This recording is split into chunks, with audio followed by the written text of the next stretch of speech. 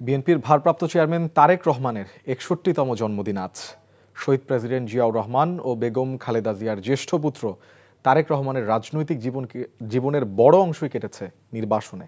তারেক রহমানের ৩৬ বছরের রাজনৈতিক জীবনের নানা ঘাত প্রতিঘাতের সাক্ষী। ফ্যাসিবাদের পতনের পর তার দেশে ফেরার অপেক্ষায় সবাই। হাসান মাহমুদের রিপোর্ট।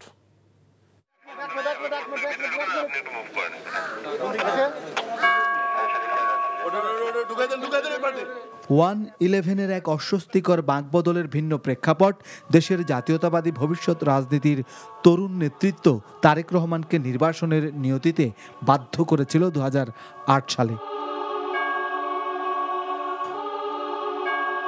তারেক রহমানকে মুক্তিযুদ্ধের উত্তাল সময়ে মা বেগম খালেদা জিয়ার সাথে পাকিস্তান হানাদার বাহিনীর বন্দিত্ব বরণ করতে হয়। পিতা জিয়াউর রহমান তখন মুক্তিযুদ্ধের রণাঙ্গনে এক অকুতোভয় বীর যোদ্ধা। সেনা কর্মকর্তা থেকে সিপাহী জনতার মিলিত বিপ্লব মেজর জিয়াকে দেশের রাষ্ট্রপতির আসনে নিয়ে এলেও তাদের জীবন ছিল সাদামাটা। ঢাকার BAF shine school and college দিয়ে শুরু করা শিক্ষা জীবনে ৮০-র দশকে তারেক রহমান ভর্তি হন ঢাকা বিশ্ববিদ্যালয়ে।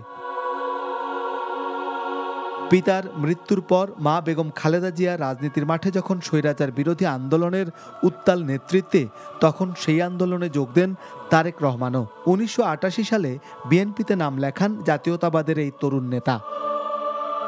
৯১ সালের নির্বাচনে মা বেগম খালেদা জিয়ার নির্বাচনী প্রচারণায় অংশগ্রহণের মধ্য দিয়ে তৃণমূল বিএনপিকে শক্তিশালী করায় মনোযোগ দেন তারেক রহমান।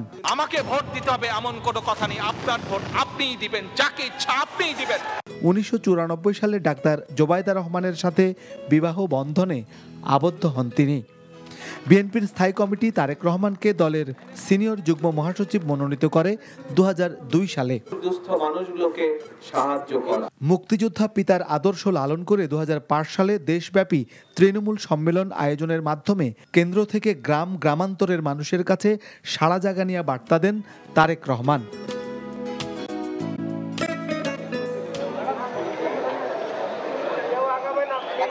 ২০০৭ সালে মঈন ফখরুদ্দিনের সময়ে খড়গ নেমে আসে জিয়া পরিবারে। ৭ই মার্চ তারেক রহমানকে গ্রেফতার করে সেনা সমর্থিত সরকার। দায়ের করা হয় ১৩টি মিথ্যা মামলা। কারাবরণ আর শারীরিক ও মানসিক নির্যাতনে যেতে হয় হাসপাতালে। প্রায় ১৮ মাস কারাবাসের পর জামিনে মুক্ত হয়ে ২০০৮ সালে ১১ সেপ্টেম্বর উন্নত চিকিৎসার জন্য লন্ডনে যান তিনি। দীর্ঘ ১৭ বছর লন্ডনে থেকেই দেশের রাজনীতির চড়াই উতরাইয়ে জাতীয়তাবাদের পতাকাকে দিক নির্দেশনা ও নেতৃত্ব দিয়ে ঐক্যবদ্ধ রেখেছেন তারেক রহমান। দিয়েছেন গণতান্ত্রিক আন্দোলনের নেতৃত্ব, হয়েছেন দলের সিনিয়র ভাইস চেয়ারম্যান। সেই অধিকার প্রতিষ্ঠিত করতে হবে ভোটের মাধ্যমে। স্ত্রী ডাক্তার জোবায়দা রহমান ও কন্যা জাইমা রহমানকে নিয়ে নির্বাসিত জীবনে তারেক রহমান হারিয়েছেন ভাই আরাফাত রহমান কোকোকে।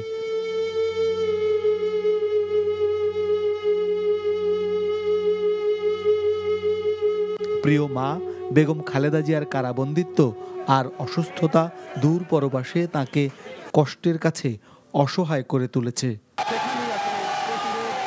৫ আগস্ট ছাত্র জনতার গণ অভ্যুত্থান পরবর্তী সময়ে আবারও সব নিষেধাজ্ঞার জাল ছিন্ন করে আশার আলোকবর্তিকা হয়ে বেজে উঠেছে জাতীয়তাবাদের এই কণ্ঠস্বর। স্বৈর শাসনকে মেনে নিতে রাজি নয়। দলের ভারপ্রাপ্ত চেয়ারম্যানের দায়িত্বভার কাঁধে তুলে জাতীয়তাবাদের পতাকাকে নিয়ে চলেছেন সামনের দিকে এই জাতীয়তাবাদের নেতা।